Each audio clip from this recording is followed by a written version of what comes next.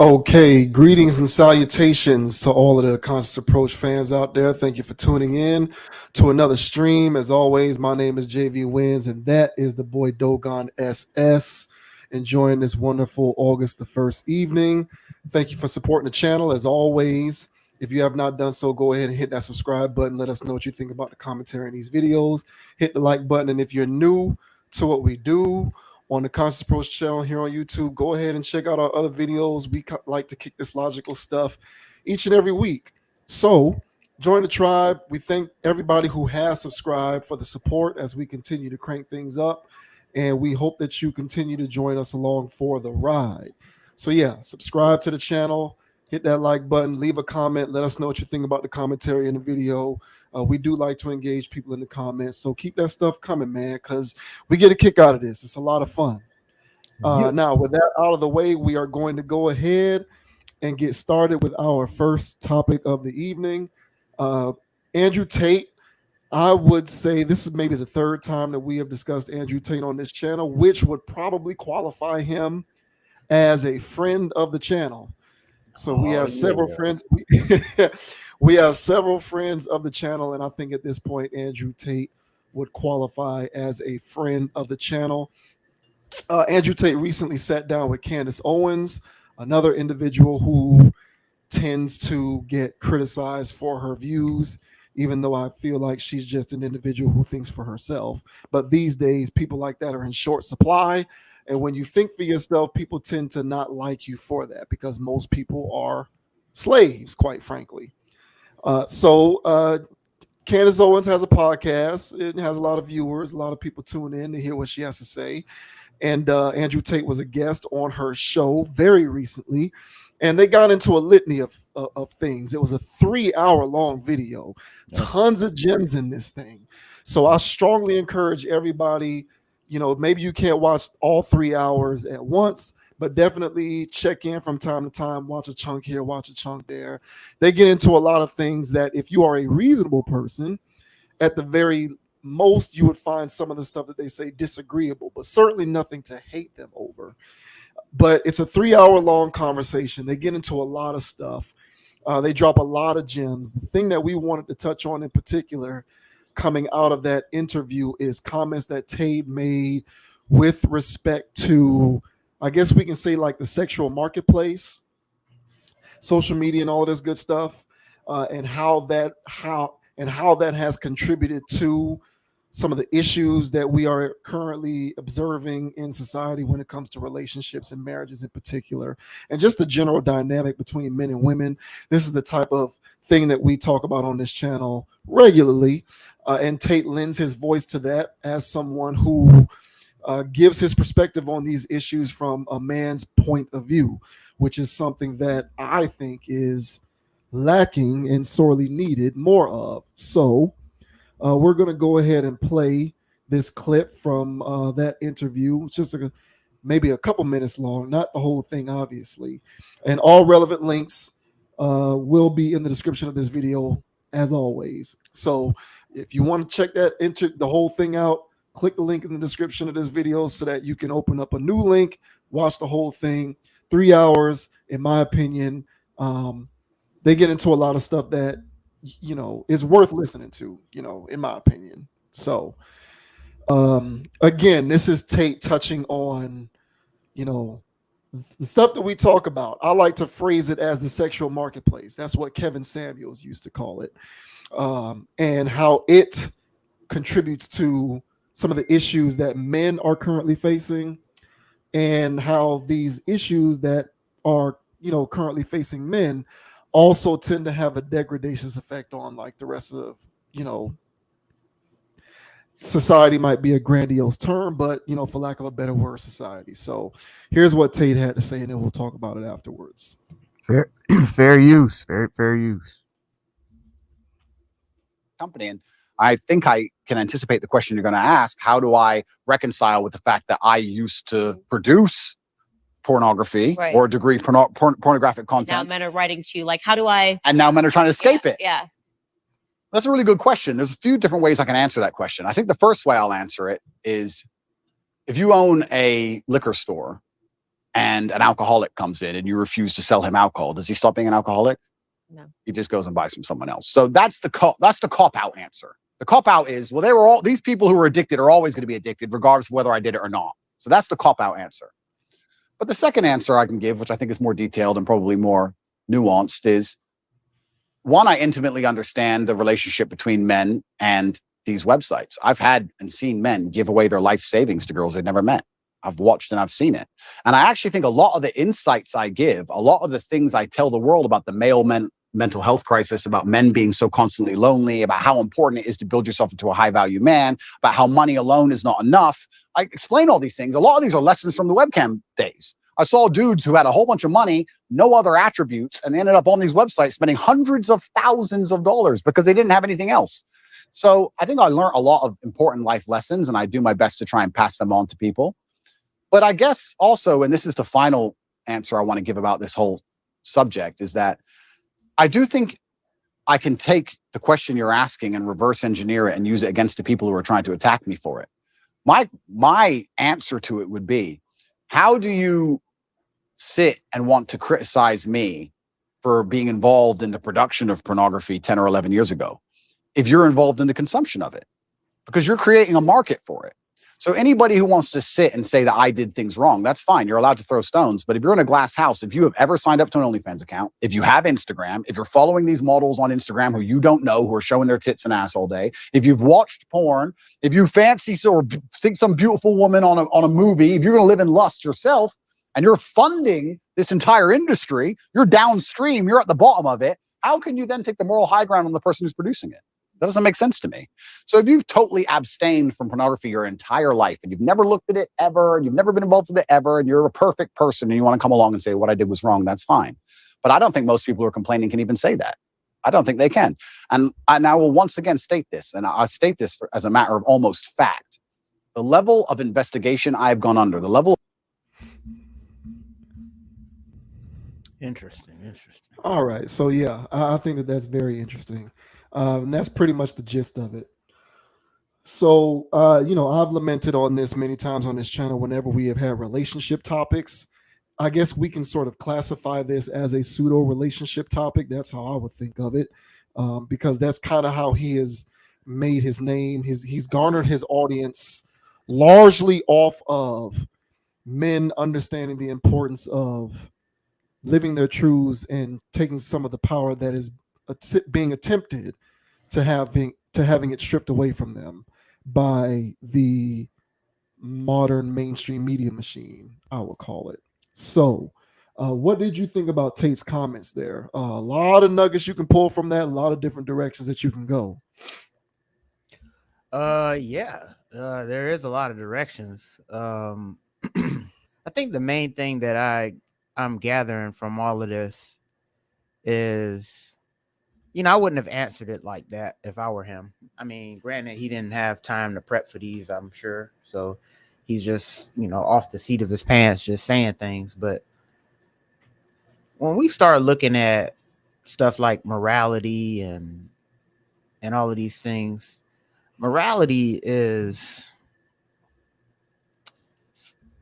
it's a social construct. So when we're looking at somebody who sells drugs, because that's what pornography is. So if he sells drugs on one hand, but he uses the drug money to fund an operation to get people off of drugs, that is a wild dynamic. But and like what he said was, hey man, people were going to do the drugs anyway. I might as well sell some drugs to make money to do the things that I want to do. So it does seem a little hypocritical, but what standard are we really holding this guy to? So I really don't think that this is it's hypocritical to a degree, but at the same time, I really don't think it's that big of a deal because people are going to consume this stuff. I thought about getting into that industry. I ain't gonna lie, man. Being a dealer, not a person that's in the films. I thought about getting into that industry because it's such easy money. That you can set that and forget it, and have a steady stream of income. Yeah, I've considered it, but I didn't want to be a drug dealer. But this guy, when you hear him talk, he's highly competitive. His whole thing is getting to the bag. He already has a view towards women that could seem unhealthy. And so this was like right up his alley. Because he really comes off as a guy who does hate women. There's a difference between standing on masculinity and some of the stuff he says. And I'm all for being manly and stuff like that, but there's also a degree of his rhetoric that's what am I trying to get at? There's a degree of his rhetoric that comes off like, who hurt you kind of thing. And so that's why I take a lot of what he says with a grain of salt, because of that kind of background that I feel like he has. So nevertheless, he comes out with all of that type of ammo. So him getting into an industry where he's exploiting women to get paid, he doesn't like women anyway. So who cares? So that's why I feel like that's why it doesn't really bother him. So he's going to get paid. And then on top of that, he wants to preach a form of masculinity that's needed in the world, but it's hyper. But the reason why people are longing for this hyper form of it is because they've been starved of any kind of masculinity. So in comes Tate to save the day for all of the people out there who've never had a voice. But now they put this guy on a pedestal and he's speaking as if he's the next coming of Jesus. And everything that he says is truth and gospel. A lot of it is pretty cool, but some of the stuff that he says is eyebrow raising and going, I can't follow a doctrine like this. So be that as it may, him being a hypocrite, I say all that to say that him being hypocritical is not a surprise. We're not dealing with somebody who have high noble causes. And that's why I brought up the whole thing about morality in the beginning, is because people like to think that morals get people paid. And I'll tap on this one and we get it talking later, but morals don't get you paid. This world is built on criminal enterprises and scammers. And this guy here is a scammer. That's why you know his name. And that's why he gets put on, because he's a ruthless person that'll snatch anybody down in order to get to the top. So I say all that to say is, why not exploit people to get paid? Why not sit here and act like you're some noble guy, but you're getting all this money on the back end? He's just finessing the world because he's a chess guy. So be mindful of any of his rhetoric. It's pretty cool. Most of it I do lean towards, but some of it is like, I don't know about that. But how about you, bro? I know I said a lot there, but this is a wide topic. So how about It you? is. How do you feel about this? This was very interesting to me. So to touch on the point that you made about him being a hypocrite, he's as much of a hypocrite as rappers are. Rappers who used to directly damage the community through their activities and then got into music. And now that they have gotten into music and they have stepped away from that life, or at least the perception of them being in that life, because a lot of them didn't really do it for real. They want to do positive things in the community and help build things and help people and provide money and resources. And so one can surmise, if you wanted to go there, that a lot of these individuals who are now trying to help the community played a direct hand in destroying it. So in essence, that would make them a critical, very much like Tate today, who is trying to teach men how to be men. One can surmise that he perhaps is a hypocrite because he used to be a dealer in the sexual marketplace. And now he's no longer a dealer in the sexual marketplace, and he's trying to teach men the way out of the hamster wheel of being engulfed in the sexual marketplace. And, I get that. I tend to be of the belief that even if you have a checkered past, if you are doing things in a righteous way in the present and you sort of are reformed and want to speak on how bad it is and how much of an issue it is, I'm willing to grant you that levity. I don't do that with rappers so much because, when it comes to these rappers, Mhm.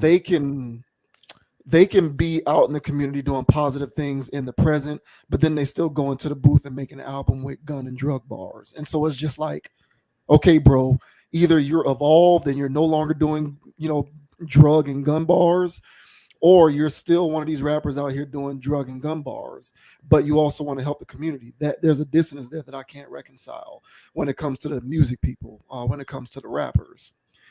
Um, when it comes to Tate, I compartmentalize a lot of his messaging. When it comes to this, I'm in agreement with him only because of my direct experience with what he is saying. To me, this particular aspect of his rhetoric is reasonable and it resonates. When he talks about men needing to be men and needing to be masculine and embrace the power that is being taken away from them, but he does it through the lens of talking about this type of stuff that he just talked about. To me, I find that to be profound because, in my opinion, it is at the heart of what has constituted to the complete and utter degradation of modern relationships, in my opinion. Mhm. And it takes an individual who is willing to think for himself to have his light bulb moment and realize you do not have to contribute to this, because you might be an individual amongst a sea of millions upon billions of other men who are doing this.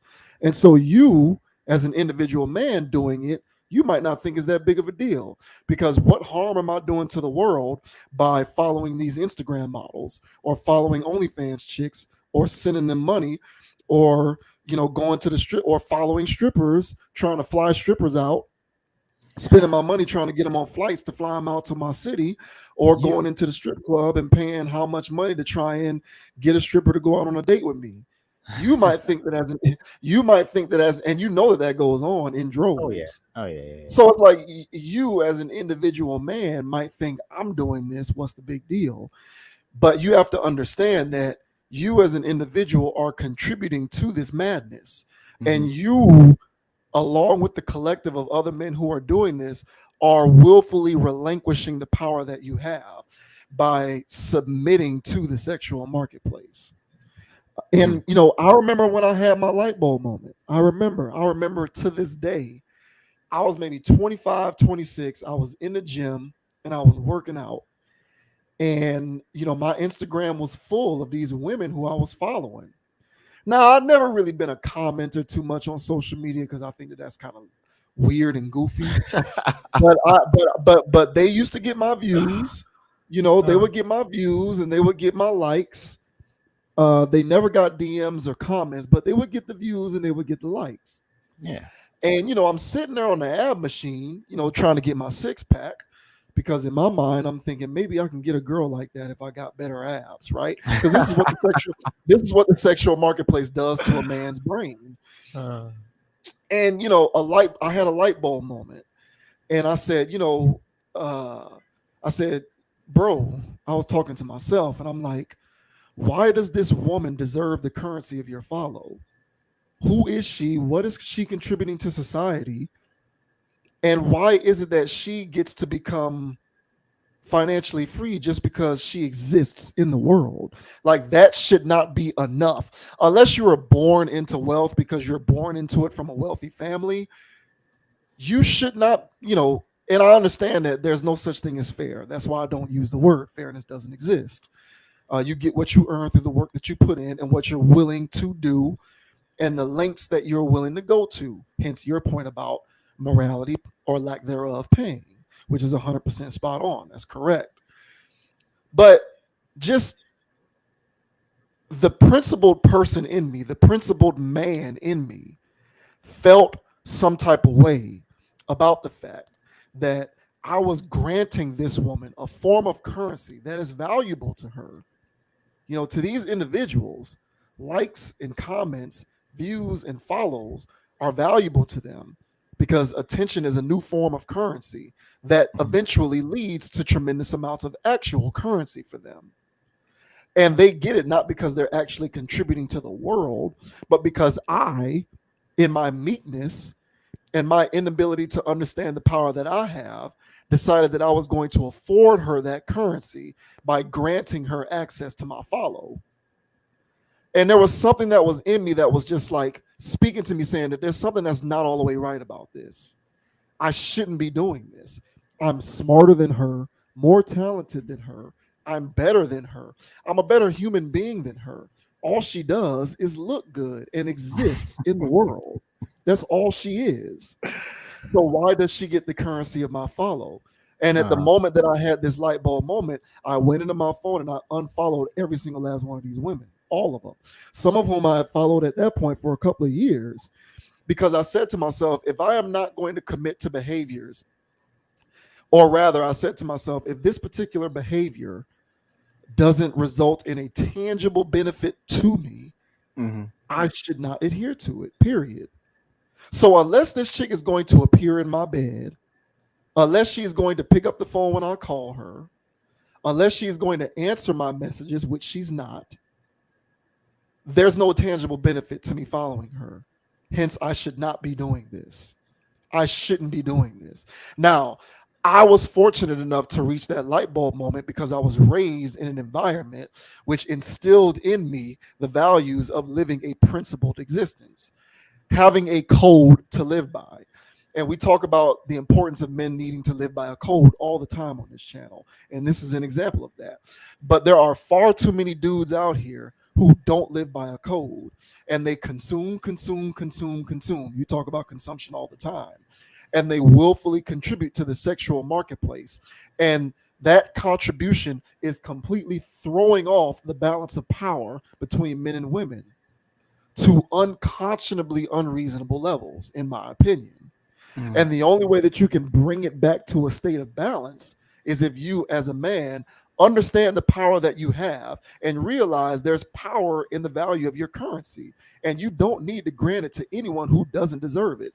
And these women who do porn, who do OnlyFans, who strip, who don't give a shit about you and only exist to patronize you in such a way that they can brainwash you into giving you their hard-earned, into giving them your hard-earned money, they don't deserve it.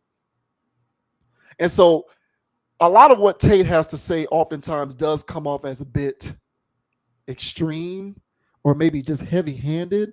But as you said in your opening remarks, I think the reason why that is effective is because there is such a dearth and lack of true masculinity in the media landscape that there's just this void yearning to be filled. And so an extremist such as him can fill that void and it be perceived as acceptable because he's all you got. It's just like it's the Donald Trump factor with why so many people gravitate towards his rhetoric. People who love him support him, not so much because they feel like he's this smart person who has all the best ideas, but because they feel like he is the closest thing they have to an individual who is speaking on behalf of the ideals that they care about. So people are going to support sometimes, at times, extremist rhetoric. And so, does Tate lean into extremist rhetoric from time to time? Perhaps. I wouldn't disagree with that. But there's such a concerted effort to bully men into being, as he calls it, eunuchs, to being not assertive, to being diminutive, to being subservient to women, to just being ashamed and feeling embarrassed to not only be masculine, but to express masculine points of view. And that issue is why he has been able to proliferate his sound and his voice so much. But there's a place for it because the things that he's saying aren't exactly off base. There's truth to that general idea. That general idea, there's truth to it. So my personal experience, what he said there resonates with me. So many of these guys don't understand the power that they are relinquishing by succumbing to this machine. And I've said it before and I'll say it again. You guys are out here in the world wondering why these women are ignoring you, why they're not respecting you, why they don't respond to anything you're doing, why you feel that some of their standards seem to be unreasonable.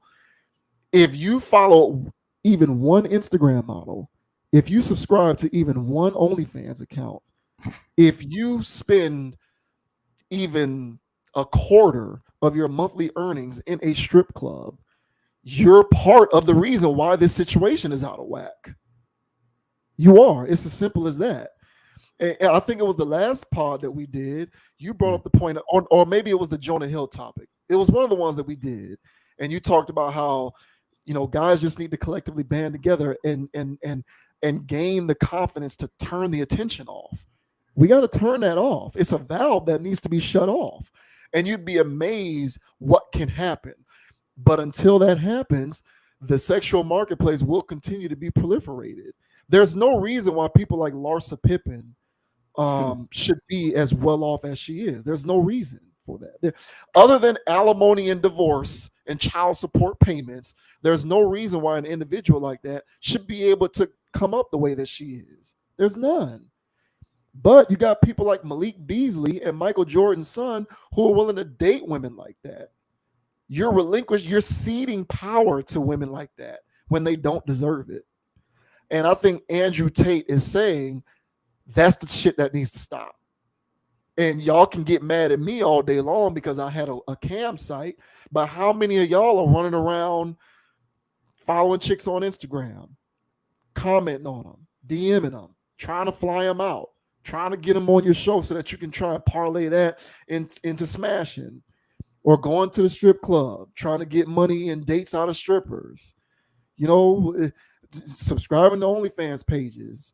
And he might have been the dope dealer who was selling them this stuff. And, again, that's a fair criticism to make. But at the end of the day, the words in and of themselves, to me, are palpable. And more of these dudes need to listen to this stuff. No, I agree. It's a fair point, that he's making. But, it's still a thing of, should I cross that bridge? He was smart enough to go, I'm going to cross this bridge. This guy's not dumb. So he knew what he was doing before he did it. And so, yeah, people can grow and evolve. But the point is that he knew what he was doing when he was doing it. He knew that these guys were suckers from day one. Somebody getting up his whole life savings. Hey, I'll take it. Yeah. So he was that guy. And those people sleep. And for him, he slept good at night after doing that to people. So that's why I was talking about as far as like the whole morality thing. This guy doesn't have.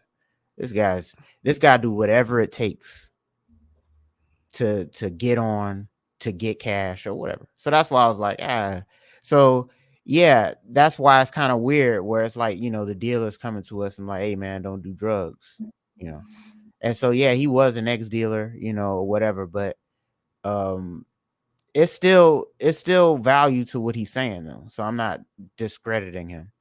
But and the value to it is valid in what you were saying as far as, yeah, these guys are, they're throwing stones, but they sitting there and they got a OnlyFans account and all this other jive. So I had a professor that gave us this analogy about dominoes. And so everybody likes to look at the last domino and go, oh, shame on you for signing up for that OnlyFans account. But nobody looks at the domino that hit before that, the domino before that, and the hand that pushed the first one. And so you got to look back. This guy who signed up for that OnlyFans account and sending money to a TikTok NPC, my Lord. the guy that's doing that, man, what are we doing? The guy that's doing that he's already done. And now we're looking at that last piece of how could you be there? And it's like, man, you don't understand. And so this person has been exposed to all kinds of systemic mind control from youth. I lived in a world where things were not these smartphones. So when I see, this is my light bulb moment, when I'm scrolling through Instagram, because I'm following them too, but they're all doing the same thing. They'll sit there and they'll just turn around and start shaking their ass. And they'll just turn around and start shaking it. I'm like, what is it? Then I was like, what am I watching? What is this?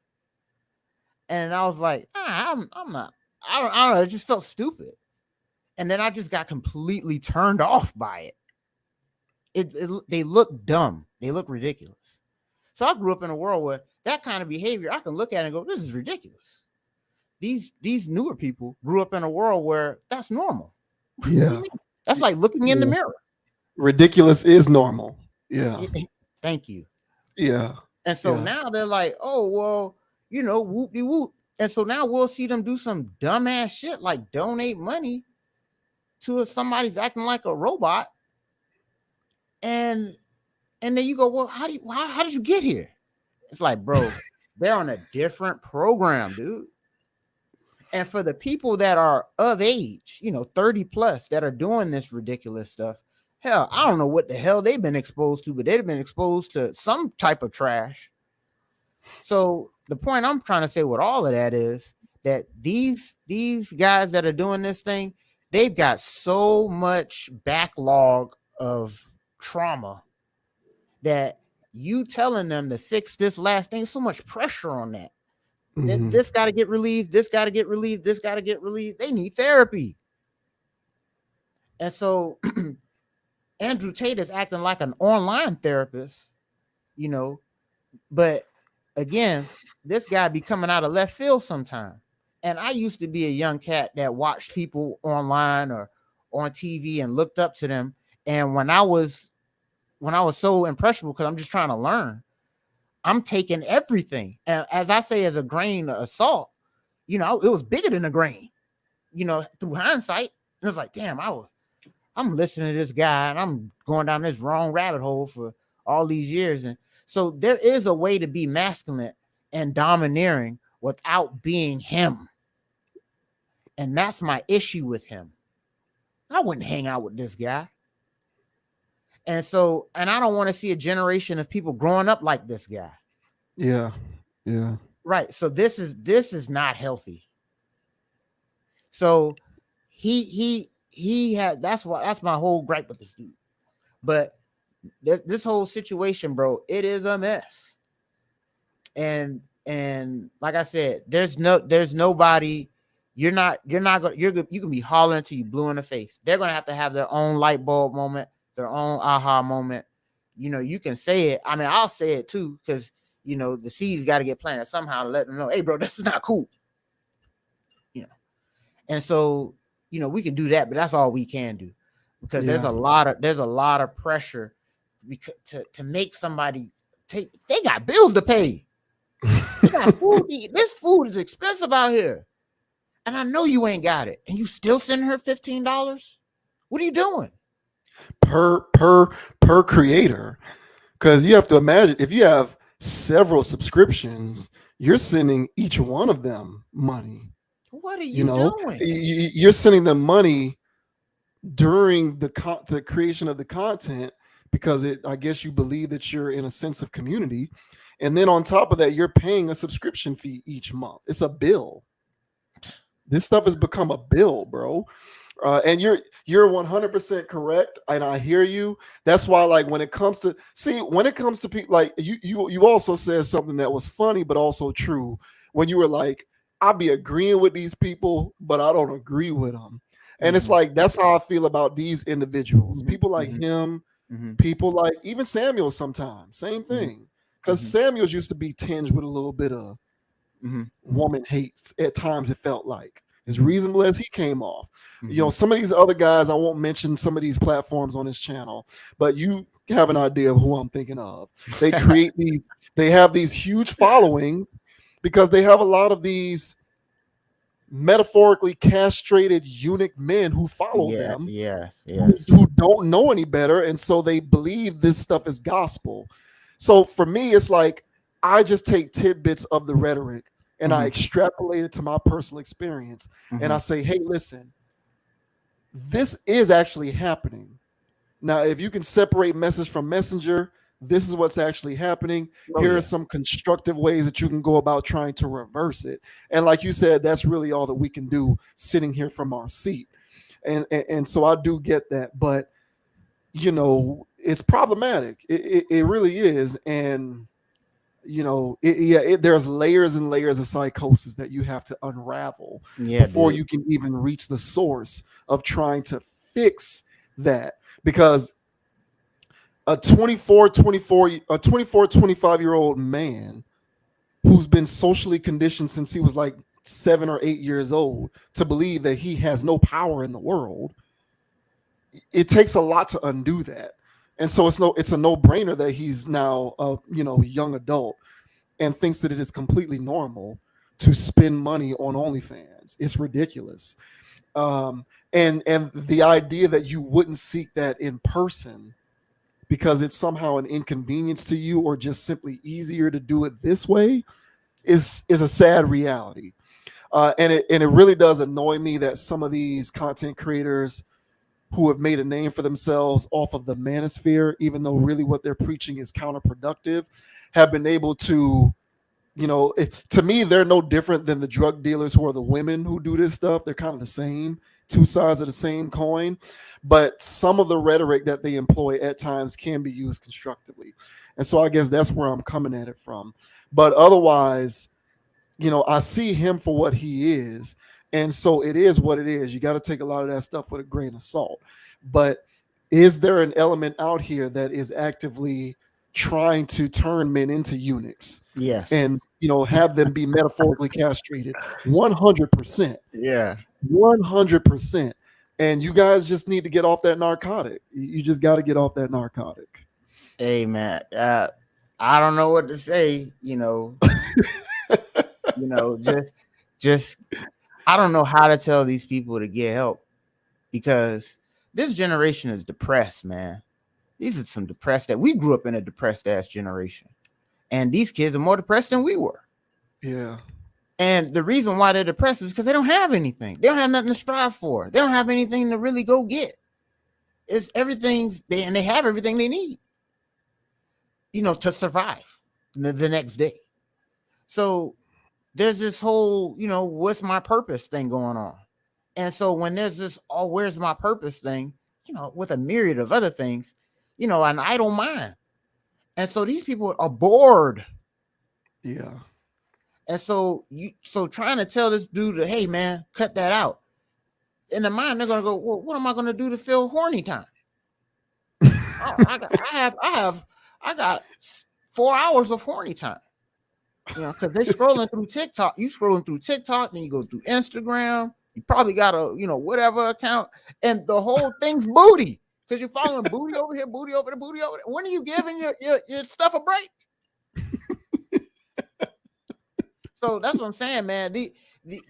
So when they're constantly on that rush and they're used to that bump, then you go, hey, stop taking those drugs.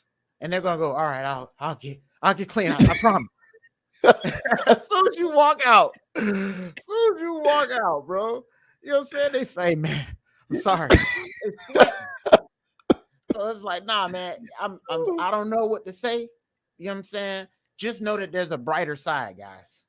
And if you struggling with this, and just like how you said, bro, just know that you're contributing to this modern woman syndrome with you gassing up these basic females just because you're just trying to, hey man, I'm just trying to do something. And then now you sending her all kinds of stuff, DMing her, she's stretching it out, stretching your attention out. Damn, man, I thought this was gonna be, nah, bro, she dragging this out. And you're gassing her up. Now she thinks when she hit the streets, it's this and this and that. Then if you try to meet her in person, she's got like 6 guys online she busy with. So she ain't got time for you. So just understand that we are contributing to the madness. And so we always hollering about the ladies being accountable. So it's time for the guys to be accountable for all of their website searches. and and you are what you attract, bro. Clean that up in your life, you're gonna have a cleaner situation. You riding dirty on them websites, you're gonna be riding dirty with a sexy red, I'm sure, or something like that. Yeah. So Yeah, you need to cut. Yeah, the online simping really has to stop. It really does. It really does. I noticed that this was a problem like what is it, 2023. This to me I saw as a problem like 8 years ago. Now I'm not trying to pat myself on the back or toot my horn, but I saw it coming, and it's only gotten worse. So Boy, it has gotten exponentially worse. So and y'all, and then a lot of y'all ladies suffer from this as well. You wonder why you can't get a guy to only be interested in you and cheat and stop cheating on you or dealing with other women if that's a thing that bothers you. Well, if only but so much of the population of the men are actually actively seeking women in person, you can imagine that they have a plethora of options because all the rest of these guys are in their dungeon on their phones and iPads and laptops. It's just a sad situation. It does. This is one of those things that really rubs me, Yeah, yeah. Y'all need to unfollow these chicks, man. Unfollow them. Stop following them. Don't like the pic. Stop following them. Get off that narcotic. Just get off. I said, well, why you still got Snapchat? What you doing on there? Ladies, what y'all doing on Snapchat? Let me know, man. I'm trying to figure out what's going on. I had heard about some feature on there. I was like, wait, what? You can see where people are at? Where people are at? You can turn it off though. You can make yourself in ghost mode so that you can't be tracked. But yeah, there's a feature where your location is right there in the app. Yeah, that shit's sketchy, man. Hey, what y'all doing on there? I'm trying to figure out what's going on. But yeah, man. Hey, wild times, man. Stay safe, guys. Stay safe, man. Stay safe, and appreciation to Candace Owens and Andrew Tate for the content. Yeah. We pulled that clip off of World Star, so fair it use. should be free use. Yeah, it should be fair use. It should be fair use. But be that as it may, fellas, get off that narcotic. You have more power than what you know. You just need to understand that and learn how to wean yourself off of this stuff, because you are ceding power to women who don't deserve it, and it's creating your relationship struggles. So, or at least it's contributing greatly. It's contributing greatly to your relationship struggles. Yeah, get off the dope. All right, next up, we're going to talk about Cameron and some thoughts that he has for Larsa Pippen. Speaking of Larsa Pippen, referenced her in the previous topic. So Cameron, of course, has the It Is What It Is show with Mace. They largely talk about sports on their show. I find it to be wildly entertaining. Cameron, to me, is a funny guy to listen to speak. And they recently got on the subject of Larsa Pippen, because if you do not know, Larsa Pippen is dating one of the sons of Michael Jordan. And Michael Jordan was out somewhere publicly with his wife one time, and he was surrounded by paparazzi. And one of the paparazzos asked him how he felt about his son dating Larsa Pippen and if he was okay with it. And Michael Jordan said no. That's all he did. He didn't elaborate. He just said no and walked into the car. And so people are commenting on the fact that Michael Jordan said no, he doesn't approve of his son dating Larsa Pippen. One of those people commenting on it is Cameron, hence this clip from the It Is What It Is show. So we are going to play this clip and hear this exchange briefly, and then we are going to comment on this topic. This is somewhat tangential to the topic that we just discussed before. So here we go. Unbelievable. Michael Jordan said he doesn't approve of Larsa's relationship with his son. On her podcast, she said she was traumatized. She said it wasn't funny and that she was embarrassed, especially after she's been telling people MJ was okay with it. Thoughts? Did you see the video? Yeah, Mike said no. To me, Scotty's been handling this like a trooper. We ain't hear him lash out when it was Future. Yeah. We ain't hear him lash out when it was the other nigga she was fucking with. Now you fucking with a teammate's son. Would you date Larsa? She could suck my dick. I want to go out with her. She could top me. She definitely throw me some top. I go back and listen to good Yeah, you gotta go, but you gotta go. But you gotta go. You gotta take her to the movies or something. Nah, why would I do all that? You gotta, For what? but I mean, for that to happen, you gotta go somewhere. Future said he fucked her in his Gucci flip flops outside the studio. Future say he took her to dinner. He ain't say he did none of this. Go, you know what? See, y'all think I'm making this up. Go listen to the song Gucci Flip Flops. And he tell you how the whole shit went. The first verse. I ain't hear dinner nothing. Y'all ain't see. Y'all never heard it.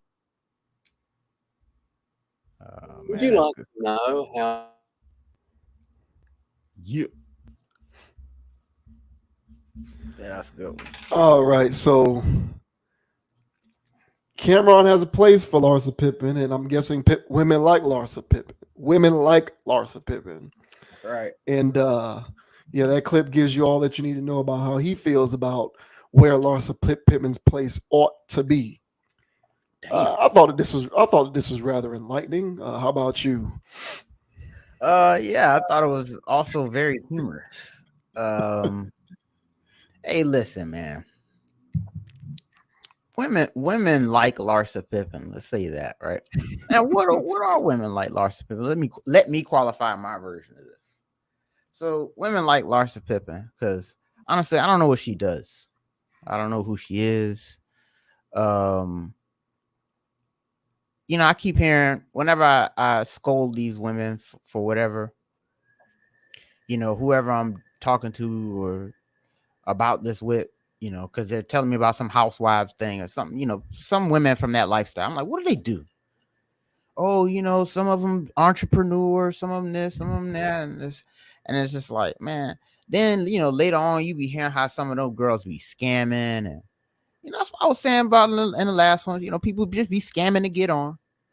This woman here, I don't know what she does, but she climbs, you know, the ladder of penises and just starts hopping from wherever. She knows how to do it well. She navigates the waters well.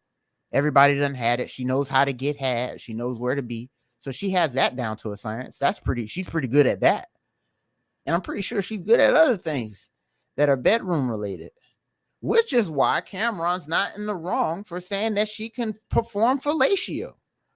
So I'm in a mindset of, hey, you know, if a duck's gonna quack, a squirrel's gonna squirrel, a dog's gonna bark, a cat's gonna meow, and Larsa Pippen's gonna blow somebody off. So why not be next in line? No, I'll do that. Dudes be getting it for free. Why would I pay? Literally anything. So he's not in the wrong for doing that. So yeah, women that live in that world, you know, their modus operandi is to get money out of the guy or status or something. They're basically being vampiric.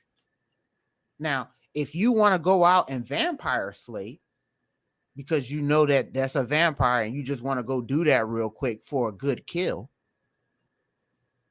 go do that, you know, but you don't go lay in the bed with a vampire. You don't marry a vampire because next thing you know, you're going to get sucked dry. So how about you, bro? Oh, literally and figuratively. So how about you, bro? How do you feel about this situation? Do you agree with Sir Cameron here? Letting it fly. Yeah, I think the term that you were looking for, she's a professional social climber. That's what she is. Mm-hmm. She is very good at infiltrating high society environments and using her looks, if you are into looks such as those of hers. I'm not saying I am, just saying, to socially make her way to the top. She's a professional social climber. That's what she is. And I firmly believe that the reason why women like this do everything with intention, the reason why she has started going younger, you know, you know, dating guys like Malik Beasley and now Michael Jordan's son. I think Michael Jordan's son. I think if either one of those guys are over 30, they're just over 30. They may have just recently hit like 30, 31, something like that. And the reason why she's going younger is because younger dudes tend to not know any better. They don't even understand when they are being simpish when they're doing it. All they see is hips and ass. And an allegedly pretty, right, and an surgery clad hips and ass, mind you, but hips and ass nevertheless, and an allegedly pretty face. They don't understand how they look and what they are projecting into the world based upon their association with her until they have gotten older and more wise. And if you throw into that mix the fact that men like, well, not Malik Beasley, but Jordan's son for sure, came up in a world of privilege where it wasn't necessarily incumbent upon them to gain some of these valuable social skills at an earlier age. They are subject to being victimized by people who are savvy enough to extract them for their resources, such as Larsa Pippen. And for Cameron, I think he is saying, understand the place that women like this need to reside and have them stay there. Don't pay Mercedes-Benz prices for a used Honda Civic. That is a mistake that is unbecoming of any man in this world, much less one who comes from a place of prestige and value. And I'm sorry, anyone who doesn't agree with this, but Larsa Pippen, much like other women who come from this walk of life, see Brittany Renner, for example, they've made it their business to be public with the fact that they are industry women. And industry women, first of all, women who are publicly known to have done this kind of thing are already lessened in value just by the nature of what it is that they're doing. But when you have gone public with it and done it at the level in which you're doing it in an industry such as that, a toxic industry like professional sports and hip hop, your value is, you're downstream with your value. You just are. I'm sorry. And so for any guy to engage in any kind of relationship with a woman like that, you, sir, are lessening your own value. And so I feel like Cameron is saying, I'm not about that life. So I'm not paying Benz and Range Rover prices for a used Honda Civic, a CRV, a Lincoln Town car. Like, I'm not doing that. If Chill Prism. Yeah, a Scion. If you're a Lincoln Town car, I'm paying Lincoln Town car prices, i.e., she can top me off. Take her to the movie for what? For what? Future didn't take her to the movies. He had her laid up in his house, smashing it for free while she was still a married woman. So it's not even like she was single with the baggage. She was still married with the baggage. And as toxic and problematic as Future's rhetoric is, he at least knew, I'm not finna do that. That's crazy. So it's like, know the role that women need to, well, certain women, not all, know the role that women like Larsa Pippen ought to play juxtaposed to who you are and what you've achieved in life, and act accordingly. And you can say what you want about Cameron and the lyrics in his music and all of that kind of stuff. As far as I know, the chick who he's been with, there's no history of her doing this stuff. Not that I know of. Anybody in the comments, if I'm wrong, you can correct me on that. But I remember him snatching this chick. Now, she was an industry chick from the standpoint that she was modeling in videos and all of that kind of stuff. But in terms of the public baggage, Larsa Pippen been with this NBA player and that NBA player, this rapper and that rapper. You got people like Brittany Renner writing books, exposing people like Ozzy Vert and Colin Kaepernick for no reason other than for her own financial gain, and to just engage in a smear campaign on these guys. She wasn't on that. Cameron's chick wasn't on none of that. And now he's doing his thing on his own podcast. He knows what the deal is. So, women like that need to be kept in the place in which they belong. And it ties into the first topic that we talked about, where men need to understand the power that they have, and understand that it doesn't need to be taken away from you lest you allow it to be taken away from you. In my opinion, Malik Beasley allowed his power to be taken away from him because he looks like a fool. To me, Malik Beasley looks like a simp. To me, he does. Zion Williamson has ceded all of his power. He looks like a complete and utter simp. And Michael Jordan's son, I would assume, much to the dismay of his father, is no different. And it's unfortunate because they had nothing but everything to lose in these situations and nothing to gain. Whereas for Larsa Pippen, it was the complete opposite. She had everything to gain and nothing to lose, because you already know what her baggage is. So what is there for her to lose in this equation? Nothing. She only has shit to gain. Don't cede her the ability to gain what she wants. So I like what Cameron had to say, and I'm all for it. Yeah, I agree with this, and the thing that she is benefiting from this, but the other person is benefiting from this is Marcus Jordan. Now, with all of this stuff going on, Marcus Jordan's name has been floating around quite often. Now, this guy's been completely irrelevant, so much so I didn't even know his name was Marcus. Now, I know Jordan had sons who played ball. One of them went to UCF, right? Yeah, that one, right? Yeah. This one here, right? Yeah. This was the one. I think so. I think this is the one that could play. I think this is the one that was decent, but I could be wrong. But that's how much I don't know about these guys. Right. I think that proves my point there. Right. And so I really don't know what this guy is about, but he's going to be a staple now. So,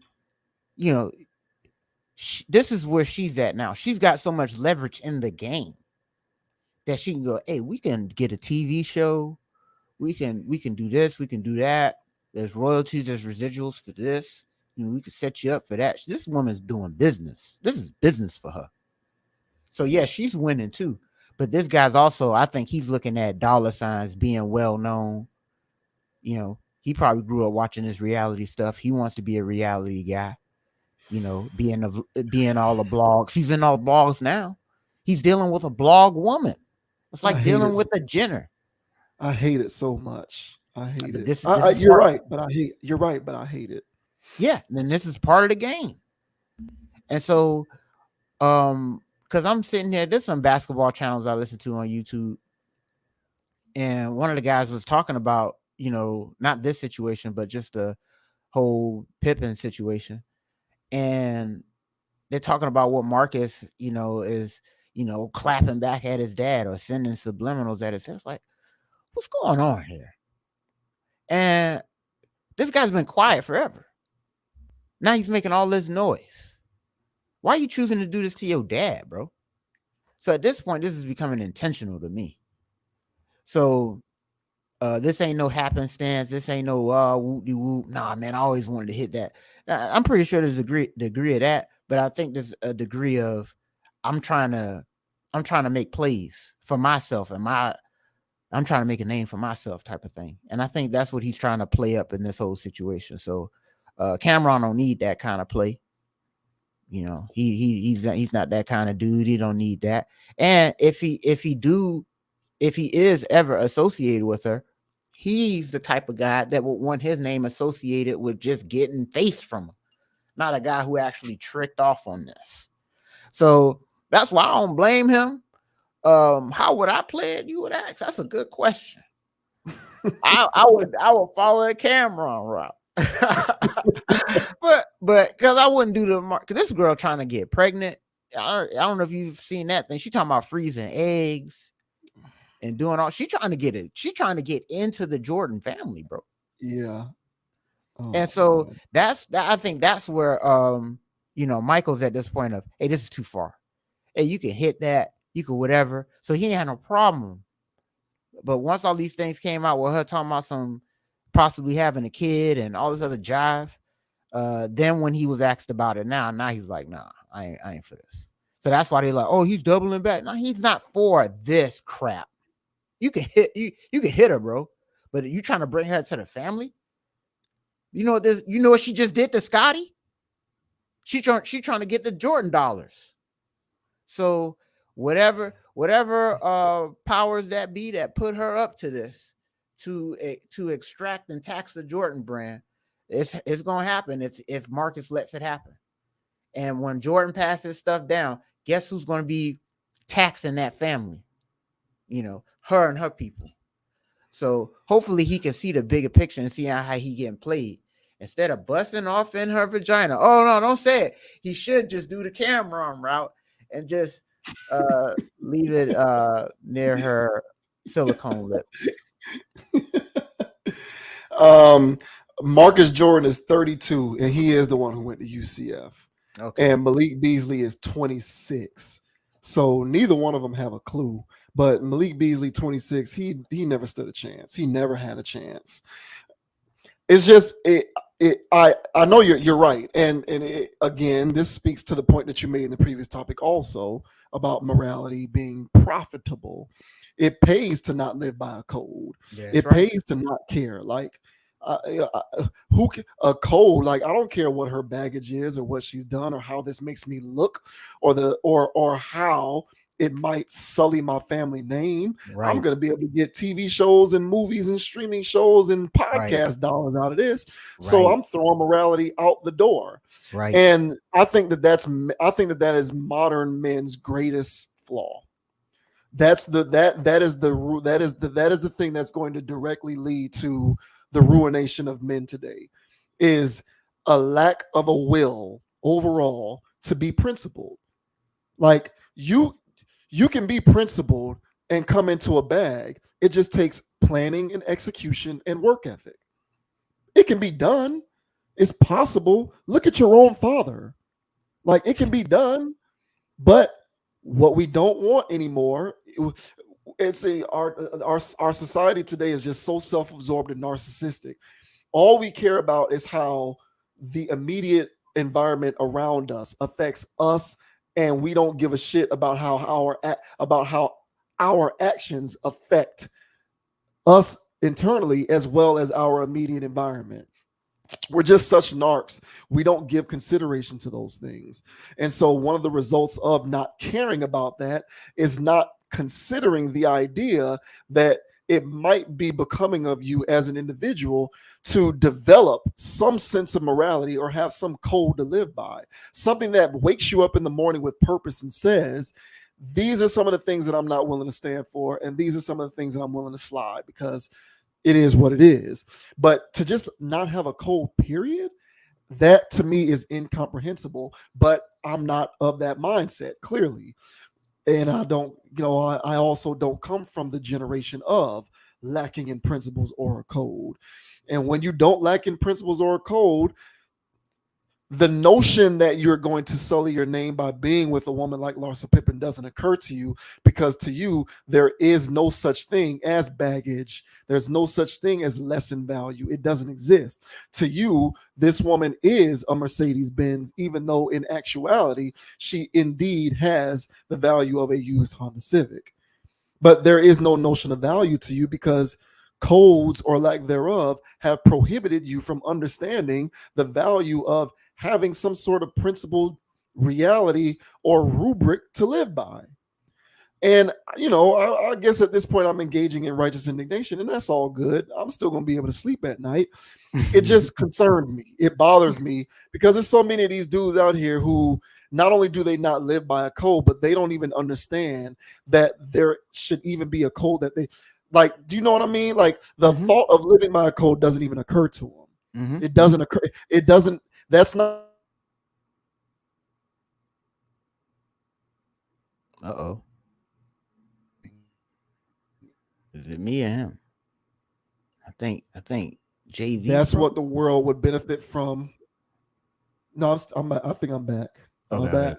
Yeah. So I think at the end of the day, that's something that should be heeded more. But yeah, I get it. Immorality rather pays. That's how you get to a bag in 2023 is not caring. and not having a code. So why would he consider not being with Larsa? What difference does it make? I'm doing my thing and I'm getting to this money. And for me, it's sad. Although I understand it, but I would still contend that people like Cameron had the right idea. Yeah, and that's why what American culture is no culture, and if there is no culture, there is no code. Black America really ain't got no culture, so there's really no code. Ask the street dudes, they doing anything. There's really no codes. Anybody is doing anything at all times. Like you always say, this is social anarchy. It's really social anarchy right now. And everybody is doing whatever the hell they want. So you got people living with no code because they don't have no culture. And on top of that, they gave people drugs called clout. So this guy is willing to throw his own dad under the bus for clout.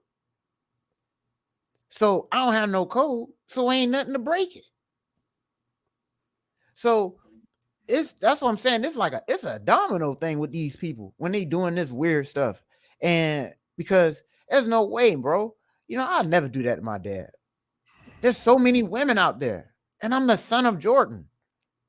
But you know what I'm saying? When you growing up and you ain't got the social awareness, yeah, you fall into this very local situation. You've known this person for a long time, and you get into this. What, you ain't have no options, bro? This is the best you can get. You can even get a younger person from this type of lifestyle. If you wanted to be, on TV and Housewives and why don't you get somebody that's got fertile seeds that ain't got to put them in freezers? Boy, you look crazy. So for Cameron to dunk on this whole situation like this, you goddamn right.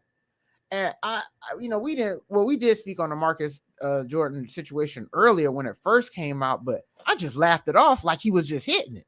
You know what I'm saying? I thought he was just in line like Future and Beasley and them. You know what I'm saying? But this guy's actually playing this out, actually really cuffing and caping for her. And it's like, bro, please, bro, you look crazy, dude. But hey, it's a new world, man. And clout is what these people are really going. People will do anything for clout. They'll falsify a whole kidnapping for clout. So, hey, man, literally, wait, literally, 2024, bring it, man. Why not? Literally, there's going to be fire and brimstone flying from the sky. I know it. Yeah. Seas will be boiling. Seas will be turning red. Yes, absolutely. Yeah. The seas were as blood, like they said in The Mummy. Yeah, no, it's all. And if you believe in any of this global warming stuff, the seas are already boiling. So. And full of plastic. It is. It is what it is, man. I wish I could flick a switch and just make every man have some kind of life mission statement. I wish I could do that. I do. I don't care what your mission statement is. Just damn it, have one. And it's so many of these people. It's more important for men to have a mission statement because the implications of a man's mission statement extend far greater than a woman's mission statement. I'm sorry, it just does. And so I wish I could do that. I wish I had the power to do that. I don't, unfortunately. But, what are you going to do? I don't know. I just made it happen. Shouts out to Cameron and the It Is What It Is show for the content, man. Keep your head up, Marcus. Keep your head up, bro. That shit crazy. It is. Okay, so this is an interesting topic. We are going to talk about comments made by Hollywood actress and director Elizabeth Banks. She's been in a bunch of movies. She was in the Pitch Perfect movies, I think. She's been in a bunch of stuff. She's also directing. She directed the Charlie's Angels movie that came out several years ago. I think it came out in 2019. It was a reboot. The movie flopped. It made no money. Nobody wanted to see it. It was trash. It got panned. And so she is speaking on some of the circumstances surrounding the flop of this movie and some of the issues that she had with the marketing behind it. So these are very interesting comments. So we'll go ahead and pull this up real quick. So this says Elizabeth Banks says the media gendered Charlie's Angels and she had to ask for it to be promoted to men. Could we have an ad during baseball? Elizabeth Banks recently told Rolling Stone that the media was behind the gendered agenda of Charlie's Angels, her 2019 action comedy starring Kristen Stewart, Naomi Scott, and Ella Balinska that flopped at the box office. The director told the New York Times last year that she wished the film's marketing had not been presented as just for girls. But now she told Rolling Stone that's the only perspective the media was interested in perpetuating anyway. Quote, so much of the story that the media wanted to tell about Charlie's Angels was that it was some feminist manifesto, Banks said. People kept saying, you're the first female director of Charlie's Angels. And I was like, they've only done a TV show and Mick G's movies. What are you talking about? There's not this long legacy. I just love the franchise. There was not this gendered agenda from me. That was very much laid on top of the work, and it was a little bit of a bummer. It felt like it pigeonholed me and the audience for the movie. To lose control of the narrative like that was a real bummer, Banks added. You realize how the media can frame something regardless of how you framed it. I happen to be a woman who directed a Charlie's Angels movie that happened to star 3 incredible women. You can't control the media saying you're a lady director and that's special, which it is, but it's not the only thing. Charlie's Angels only grossed $73 million worldwide, a flop for Sony Pictures in 2019.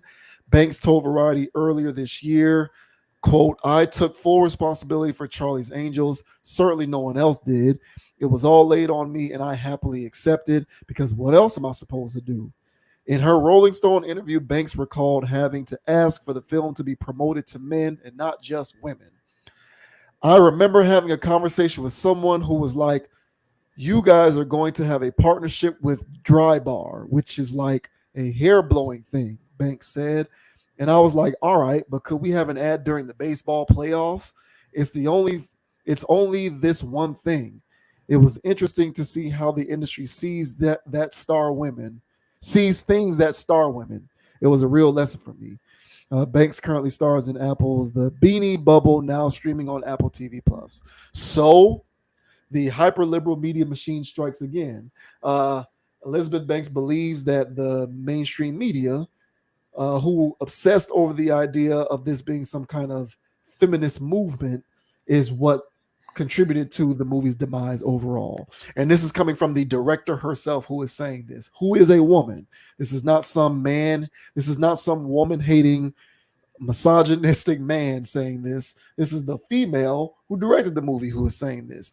Although I'm sure that a lot of you crazy feminists and feminist capers out there are probably going to somehow make the argument that she herself is a misogynist now.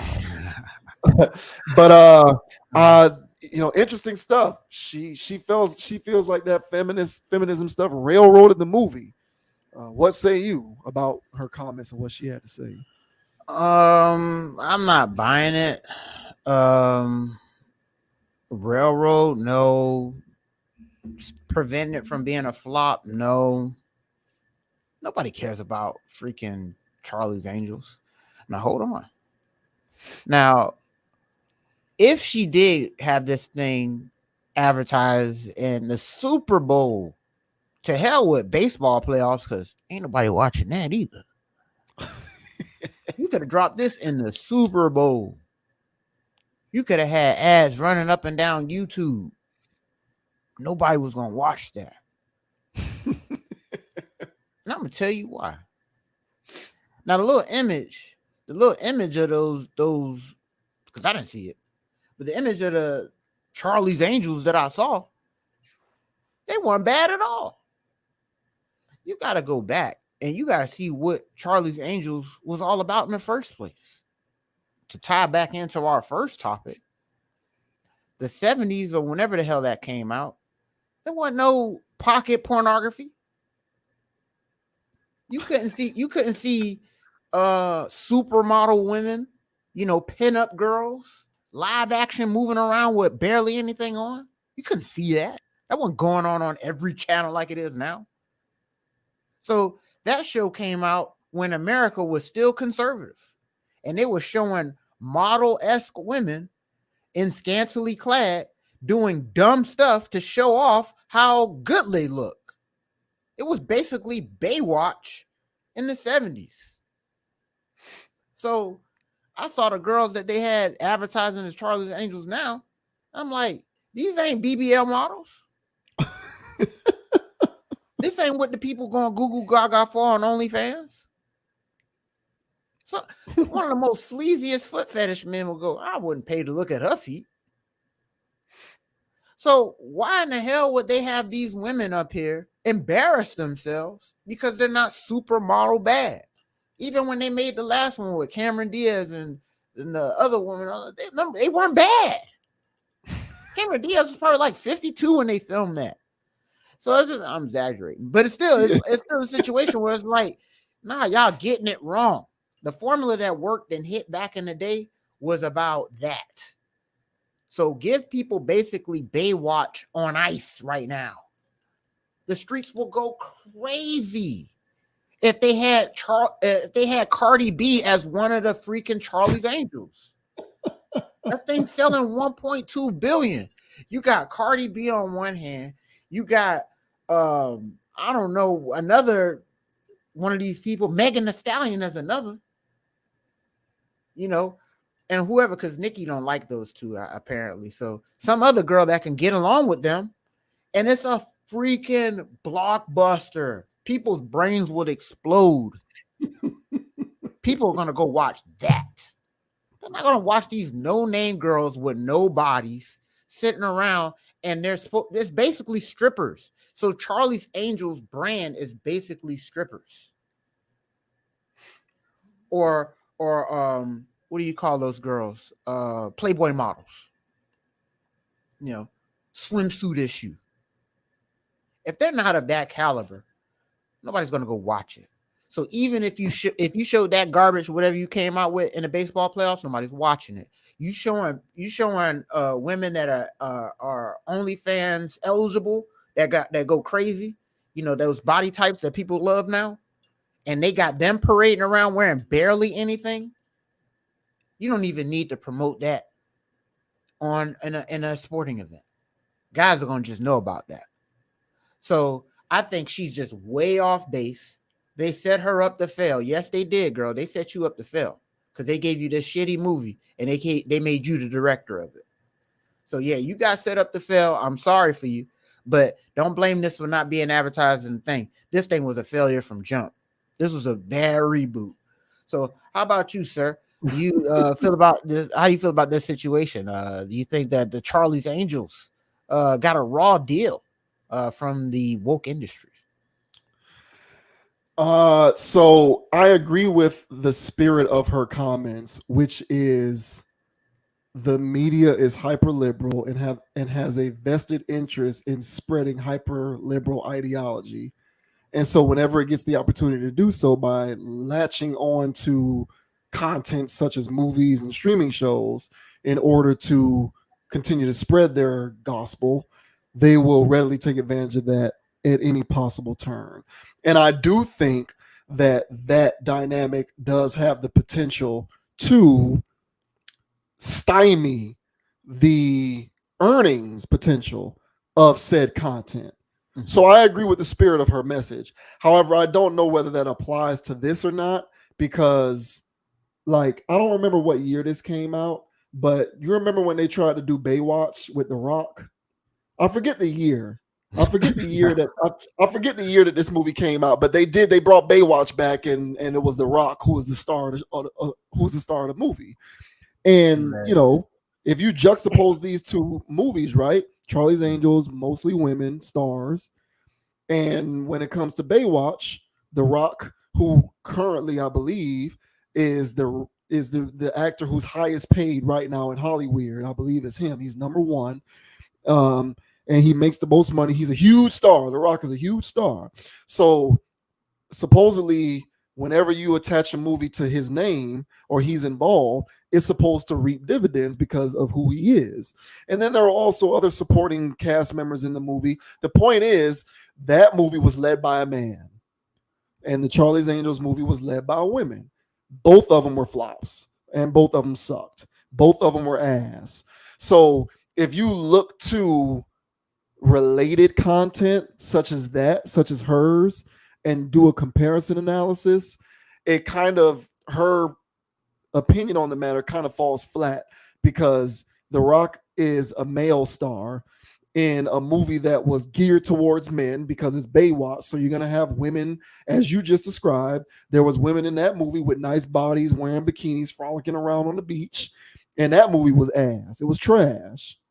So that if that was trash and your movie was trash, maybe the movies are just trash. And you know, I didn't think of the angle that you took. That's interesting. I'd have to think about that, because you know, even if that were the case, like I said, Baywatch would have been more successful than it was, because that movie did go that route. It did have women doing that, and it was still garbage. But be that as it may, I think the spirit of what she is saying is true, in that the media is hyper liberal, and they do try to force the ideology and the rhetoric of hyper liberalism into the marketing of certain pieces of content. And I think that has a detrimental effect on how much money this content can earn, because you're going to alienate a certain percentage of your potential customer base. And I would kick back on one thing, or rather push back. Would it have made a huge difference? Probably not, because I think the movie was just not good. But if they were advertising this during the Super Bowl, it may have made more money, because it is the Super Bowl. It's huge, but not so significant. I don't. No. It would not have changed it. It wouldn't have changed the status of it being a flop. It wouldn't have. Right. It wouldn't have, and that was an inevitability, because the quality of the movie itself was not that good. Right. But this to me is an example of a situation where the message is correct, but it's not necessarily applicable contextually, because I watched maybe an hour. I think I've seen maybe half of that movie. They put it on cable here or there, and it's just not that good. Yeah. But that's because to what you've said on this channel many times, a lot of this stuff being put out nowadays is trash. It's microwavable garbage to fuel people's low attention span, having desire to sit there and mind-numbingly consume bad content. Just like the Rock's Baywatch movie, it's the same thing. So all you have to do is juxtapose the Charlie's Angels movie to the Baywatch movie, and you'll see the where the rubber meets the road there. Because in that movie, you have people with barely no clothes on or wearing bikinis, women with nice bodies who are wearing bikinis, and all of this other stuff. There's a lot of that going on in that movie. And that movie was marketed to a male audience. It stars perhaps the biggest male star in Hollywood, and it was still trash and flop. So make better stuff and you might get better results.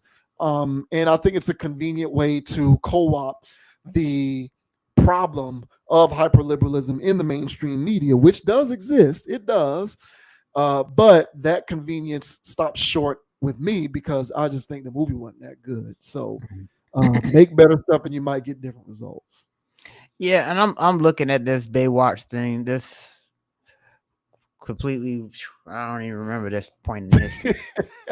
But even looking at this, right? This looks like they tried to capture Baywatch from when it first came out in the 90s in 2017, because that's when this came out. You can't recapture the horny of society from back then. The only reason why Baywatch worked is because dudes they didn't have access to pocket porn.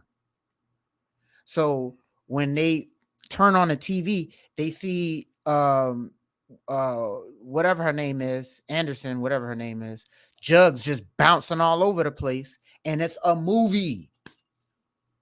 You can't recapture that horny. There's a new horny now. You gotta bring Baywatch to now. The OnlyFans horny now. Yeah, you gotta put it on. You gotta put it on Netflix and make it TVMA. You Yeah, gonna do something. yeah, You know what I'm saying? yeah, Do what they did in Showgirls back in the day, make it NC-17. yeah, yeah. But you gotta, because Charlie's Angels pushed the envelope back then. Baywatch pushed the envelope in the 90s. So you can't recapture a pushed envelope from decades ago. These new envelopes is shitting all over y'all. So y'all trying to rebrand, y'all trying to bring this stuff back. And there's stuff that's miles ahead of this on the ratchet scale that people are just, oh, this is beneath me. So in order for Baywatch to hit with The Rock, they needed those women that are like how they look now. And it needs to be sexy AF. And it's just, oh, snap. They're putting this in a movie? No, it needs to be beyond sexy. It needs to be like explicit. That's what I'm saying. That's what I'm saying. It needs to be on Netflix TVMA with the rest of those shows where it's basically a porn TV show. Basically softcore porn, basically. Yeah, yeah. Because that's what Charlie's Angels was to their time back then. That's what Baywatch was to the time then. And so for them trying to recapture softcore, boy, you turn on anything right now, it's basically softcore porn. You can open your phone and you try to get on Facebook, the most corporate thing out there, and you're gonna see grandma busting it wide open. So you're gonna see ass shaking all day. So you putting some below the bar ass shaking because you can see something better in your phone. You're not gonna go watch that movie. And so they could sell us garbage wrapped in a nice shiny plastic back then, because the garbage being the plot, the acting, all of that stuff, and people didn't give a damn because they came here for the porn. So these plots right now are trash, garbage, and stuff like that. Where's the shiny wrapped in plastic? I mean, wrapped in gold and shiny and sparkly. It's not there. Mm-hmm. So nobody's gonna go watch this crap. So you could have advertised this. The reason why they didn't put it during the baseball playoffs, because that costs money, and they already know this thing garbage. So they're not going to invest their money in that. You know, y'all take this salon thing over here because this don't cost us nothing. Hell, they probably paying us to do it. Yeah. So that's why they did her like that. And that's what I'm saying. They saw her, she got set up. You know, I don't know what that was, but you should have directed a Creed. You were in the wrong genre of films that you want to be directing your first thing on, because it looks bad on you. So this is out of her control as the director. But well, maybe, I don't know. Yeah, I mean, the plot is only gonna do what it is. The actors are only gonna do what they're gonna do, and the storyline is what it is. So it's only so hot you can make it as the director. So, but yeah, see, go ahead. No, I was just gonna say, the more that I think about this, the more that I think that you have the right idea. Like essentially what she did with that movie was. And she wasn't really the first to do this. The ones with Cameron Diaz, they did the same thing. But to your point, when those movies came out, it was a different form of excitability based on the way the culture was back then. Because now it's just straight up.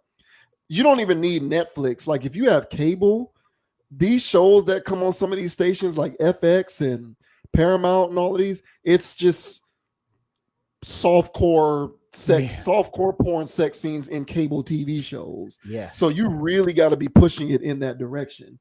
But the interesting thing about what she says is, like, she feels some type of way about the fact that the media tried to position this as a feminist manifesto. Mm-hmm. But you rebranded Charlie's Angels with your, like, the style in which she tried to make the movie. She took the sexy out of the movie and made them secret agents whooping ass. So you right. So you turned the movie into that. So it's like, what I have a hard time understanding is how it is that you are upset that it was marketed that way when you made the movie that. You turned it from sexy chicks looking good in sexy outfits, and they might throw a punch here or there. You turned it into a movie where they're like whooping ass, hand-to-hand combat, shooting sniper rifles. So, so it's like, if you're gonna do this, and you know, like the cultural construction of the time in which you live, the liberal media is going to pick that up and run with it. You wanted it to break. You yourself are directing the movie purposefully in such a way that you wanted to break out of that mold of it being just about women being sexy. You want them to be out there kicking ass. So you kind of dug your own grave in that regard. If you had kept it on brand with the way that the show used to go back in the 70s, you might have had a different outcome, because it would have resonated with people who can more easily identify with what Charlie's Angels has always been for them. But to new audiences, to your point, newer audiences in 2019, when we're so desensitized to ass and hips and booty and nudity and explicitness, you want to bring a brand that's synonymous with something like that, but not show it based in the 70s, but then make it about whooping ass. Yeah, you might get a flop on your hands. Exactly. And a movie that's otherwise directionless and doesn't make sense. So I just kind of feel like she screwed the pooch. If you want to do a movie like that, write something original where it's a star, where the star is a woman who's whooping ass. Thank you. But you want to turn a piece of sexy content into something with stop trying to rebrand shit all the time and mold it into your individual vision. You're so talented. How about you get your team together in a writer's room and write a new story where there's a woman whooping ass? And you might get a different outcome. I think that's the general takeaway. So the more that you spoke on that, the more it made sense to me that she kind of dug her own grave. But it's convenient of her to co-opt the liberal media with the outcome, because the outcome was undesirable. Because who wants to direct a flop? I get that. So she's not, the spirit of her message, like I said, isn't wrong, because this is something that the media actively tries to do.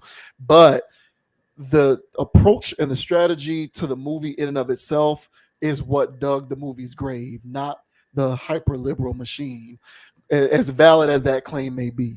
I agree. And that just feel like she's piggybacking off of popular talking points at this point, because it's apparently obvious what's going on in current media and Hollywood and stuff like that, and how these agendas are ruining things.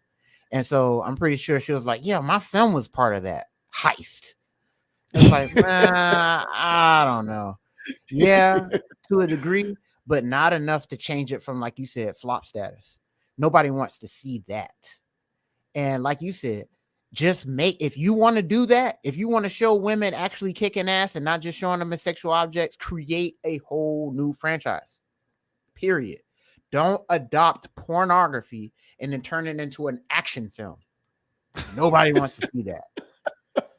You know what I'm saying? People gonna show up, you know what I'm saying? Member in hand, ready to stroke one out. Yeah. And they seeing explosions and combat fighting. He's like, whoa, hey. Sniper rifles. Yeah. What's going on? Yeah. What's going on here? And then he pops in his Andrew Tate when he gets in the car. You know. Yeah, man. You know, those guys. And so those guys need movies too. Give them what they came to say. So yeah, don't adopt the franchise. But that's the thing right now, just ruining franchises. Yeah. And I've said this before, and I'll say it again. If there's something that you know and love when you was growing up, they're going to take it and bastardize it. Because right now, I call conspiracy on the non-creativity going on in Hollywood. I think they're really trying to prevent people from being creative. And the way that they're doing it is by doing the same cookie cutter garbage. And so, you know, then you got these people growing up acting like NPCs on TikTok. It's not a coincidence that people are thinking that being a bot is cool. It's not a coincidence. How did we get this far? Nah, man, they've been planting this garbage. Just not thinking. Movies that don't make you think. Man, I love Inception. I love Shutter Island. I love The Matrix, the Terminator movies. I like movies that make you think. And I'm looking for the movies that got something going on in it. But everything's got explosions, sex scenes, and I'm like, okay, well, where's the, what's the other movie with that man in it, Kevin Spacey, that good movie, not a Few Good Gentlemen, Usual Suspects. That's a good. Oh yeah, classic, absolute classic. Give me a movie. Yeah, they're not doing that. And so when you got a whole generation of people who grew up on cookie cutter, they stay in that little outline of the cookie cut. So then when they're the creative geniuses of their generation, they're within the confines of the cookie cut. And it's like, hey, bro, you can think outside. You seem pretty talented. Why are you doing this? Nah, man, it's programming. And I don't think they want creativity no more. All the more reason for them to go to AI bots to write the plots now, because we don't care about we don't care about plots. We just want you to have something on in the background, reprogramming your brain because you ain't watching it. You just got it on in the background. It's just background stuff. Yeah. What they saying in the background stuff, huh? Yeah, the less creativity you have, the easier to replace that lack of creativity with machines. Because you're not losing much. You're not losing much anyway. And the end of action heroes, the end of superstars in movies. Why did they do that? This was systematic. They didn't like paying these people all this money. You think they like paying Tom Cruise all this money, Will Smith and all these people all this money? Those days are over. Those guys are still gonna get their checks, but they're not making new ones. They're giving you a whole bunch of rinse and repeat people. Man, who the hell is this guy? Oh, who the hell is this guy? And there's a whole bunch of nothing. And so, so this whole industry, and rightfully so that they're out there boycotting right now because they're seeing how they're getting replaced right now. And all of that garbage has laid waste.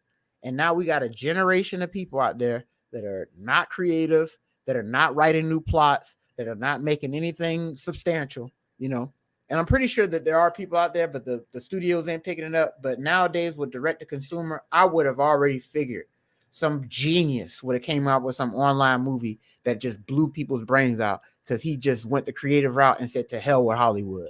Hopefully there's something else out there like that. Maybe y'all know of it, but the game needs to change and start relying on these studios because, did we even cover that here? Or is that something else I saw where Hollywood has this criteria now for, basically a checklist to get into their academies or whatever, if you want to get nominated for an award.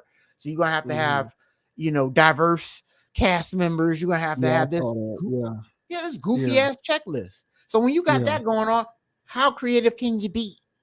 Right.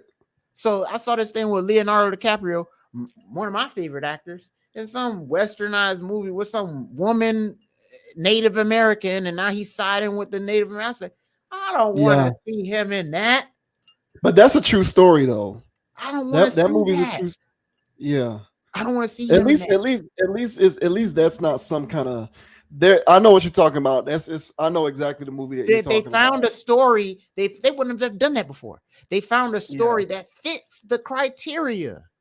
So it's based off a true story, but Hollywood is giving us more hogwash. That's like a statue of somebody that just make us feel good. So even the comic book movies are doing it, which bothers me because I used to just be able to watch my Marvel movies and enjoy a good comic book movie, but now I have to sit there and watch, the Captain America and the Winter Soldier on Disney Plus, and I'm thinking it's going to be an action movie with a new Captain America, and it's really about racism. And it's like, I don't want to watch this. I don't want to watch. Like the whole show was about how America doesn't want a black Captain America. That's what the show was about. It caught me so off guard, bro. When I tell you, I was expecting not that. And the show, they just shoehorned this overall message about racism into it. I hated it so much. I really, really hated it. And what made me hate it even more is my knowledge that those people who did that felt like they were doing something good for the world Exactly. by putting that in there. Exactly. That's what pisses me off about that the most. So now when it comes to my Marvel movies, I have to be prepared for Yeah. bullshit like that. Where Yeah. now I have to get my social justice message in Captain America. Yeah. It's ridiculous. It is. But that type of environment is what allows a woman like this Elizabeth Banks, to make the claim that she's a victim of the situation when really you just made a bad product. So, Yeah. like, is what you're saying true? Sure, in spirit, but in your case individually, I think nobody wanted to see Charlie's Angels kicking ass. Just write something original where a woman is supposed to be kicking ass. There's some show that comes on Paramount right now that stars Zoe Saldana. She plays Gamora in Guardians of the Galaxy. She Colombiana. She's been in a bunch of stuff, and she's like a CIA chick, and she's whooping ass. Now, I believe that's an original story. I don't think that that's been adapted from anything. But anybody who can fact check me on that, correct me if I'm wrong on that. But it's not this cookie cutter stuff as you put it. So it's two things happening simultaneously. The media machine is doing this, sure, but there's also bad product being put out there. Yes. Both of these things are happening at the same time. Yes. You can say one is causing the other, but you have the free will to be creative and not make this shit. And if you choose to make it anyway, don't holler about the media, because you could have just made something different. Yeah, I agree 100%. And but the movie game is disgusting. It's kind of like it's kind of like the music industry right now. It's all garbage right now. Like it's really hard to find you something of quality and substance. And whenever you do find something, that's why when people get hollering from the rooftop, hey, go watch whatever, hey, go watch this, because it seems to be uniform. How people be feeling about these movies that actually hit, or TV shows that actually hit, because there's some level of creativity, something going on in there. But when you got the She-Hulks of the world, or you got these other things where they're doing all of this stuff, and it's like, nah, man, nobody wants this. Yeah. But they're gonna keep, huh? No, go ahead. No, they're gonna keep feeding us this garbage. So yeah, man, it is what it is, bro. I hate it.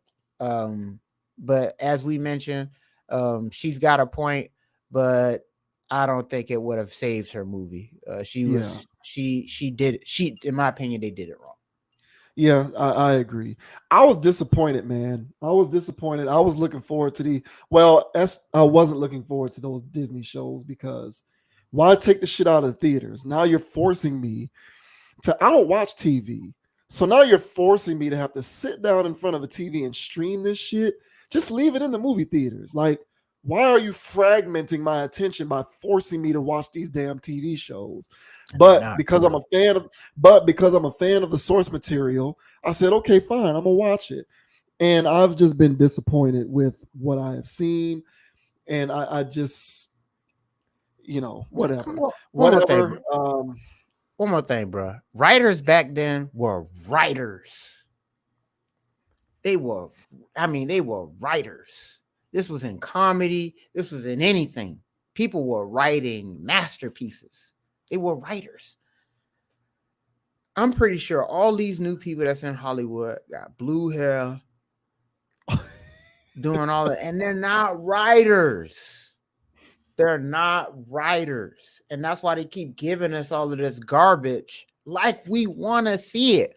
It's no different than a woke comedian, that's up there just giving woke stuff. And it's like, why are you berating me? I'm in the audience. You're making me feel guilty for just being alive and a heterosexual male. You calling me cisgender and all this other stuff. Stop calling me these things. But they're going, hey, take this.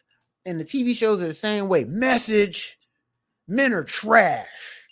Message, men can't handle this. Their message, racism in America is horrible. These shows are 30 years too late. Everybody already knows this now. Now you want to give us shows that's pandering to this? This we emotionally felt like these TV shows was giving us 30 years ago. 30 years ago, these would have been groundbreaking. Not now. This is very late. And so for them to keep recycling the same thing of, hey, you're a victim in America. Remember that, black man. Hey, black man, you're a victim in America. Nope. No plots that show you not being a victim in America. You're not a victim because you're selling drugs to your community. Mm-hmm. Yeah. And then people go, oh yeah. The latest 50 Cent show came out. I'm going to watch some old brothers sell drugs. So it's just like, hey man, it is what it is, man. Hollywood needs to burn. So hopefully something comes out of this strike. Most likely not. Yeah, I agree, and that was one of the reasons why I have said that I appreciated Issa Rae's Insecure show, because even though I'm not in the target market, I didn't think that I was in the target market for that show because I have a penis, and I feel like that show was more geared towards like women, specifically women of color, even more specifically black women. It nevertheless was a show that was majority black cast, and it depicted black people just being humans. It just depicted black people who were educated, trying to have successful careers and lives and relationships, and the ups and downs of doing that on a daily basis. And I appreciated that because that's what humans do. And that is not something that is not unique unto black people, because contrary to what everyone in the world may think, black people are not perpetual, constant victims and strugglers the way a lot of these TV shows make it out to be, and these movies. So that was one of the reasons why I always appreciated that show. And it's too bad that there's not enough of that anymore. And it was original too, because she created that stuff and she wrote a lot of those episodes and directed her fair share of them. So I got respect for her for that, even if I think some of the other stuff that she does is dumb. But yeah, I think it needs to burn too. It's too bad because it's just very cringe. And it's why I just watch sports now, even though it has infiltrated sports as well, unfortunately. It's just ridiculous. But that'll do it for the commentary on tonight's video. Appreciate everybody for tuning in. Subscribe to the channel, hit that like button, leave a comment, let us know what you think as always. My name is JV Wins. That's Dogon SS. JV Wins on Instagram, JVWINS. Dogon SS on Instagram, but he'll get into his stuff. I don't know why I'm speaking for him.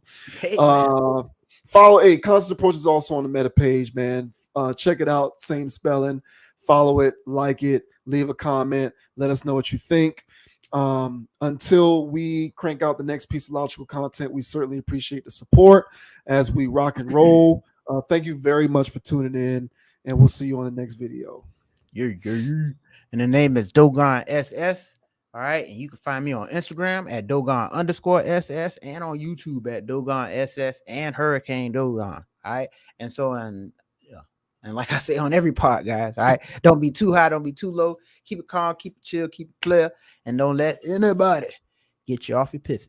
So until the next time, guys, we'll catch y'all on the flip side. Yeah. We'll see y'all next time, man. We out of there. Hey, watch good content, and don't date the Larsa Pippens. And what's the other one? And get off. Stop following Instagram models. Yeah, don't follow any more Instagram models. Those will be the part words for this video, man. We'll holler at y'all in the next video. Peace. Hey, go Rattlers. Go Heat, baby. Go Rattlers. Go Heat.